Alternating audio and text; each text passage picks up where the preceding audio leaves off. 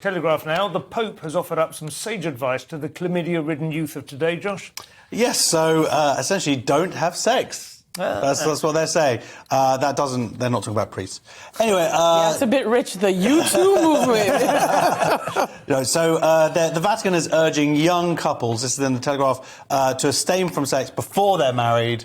But he's getting a lot of criticism from theologians, who are basically saying, look, we need to update ourselves. People are living together before they're married. This is how the world works nowadays. Yeah, can't afford to go out. Is that what theologians are saying? That's what I know. Yeah, Father Alberto Maggi. He says documents like this are a step backwards. Right. So it's quite. There's obviously a bit of a schism, and they're trying to update. But then at the same time, other people are saying, look, we know this is out of step, but that's kind of the point, and it's good for people to get to know each other before. But I don't agree with that. Like this person say, taking time to get to know each other before leaving to bed might avoid the incredibly high divorce rates. I don't think that is what's causing divorce rates. I think the problem's coming later on, people sticking at stuff when things get a little bit tough.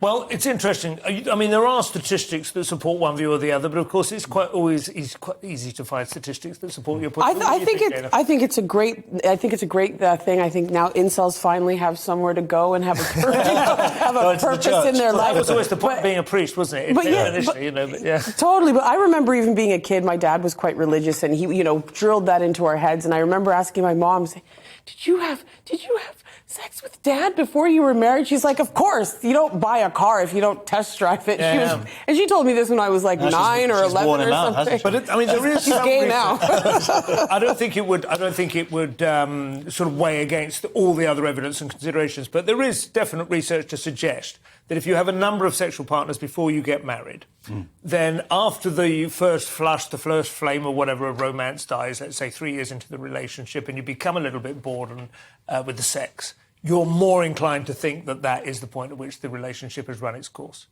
That becomes a calculation that you're just naturally, because you've made that calculation before. You go out with somebody for 3 years, 2 years, 4 years, whatever. Sooner or later, love life becomes a little bit mundane, a little bit repetitive. You think, it's time to move on. And you do, and it's no big deal. Isn't that just delaying it? That's a little bit of procrastination. I don't know. This is a theory, but I do think the Catholic Church has some sort of awareness that this has been... Well, I'm going to try it out. When I lose my virginity, I'll let you know. What do you say? People are getting married when they're 40. You want them to, come on. Nobody wants to deal with that. What this virgin over 25 is any of the serious problems which are being, there is massive collapse in fertility. People are marrying very much later than they used to. They don't feel they can afford to have children at all. They can't afford to have a house big enough to have children in the major cities. All these kind of other problems. This isn't addressing any of them. So, on the whole,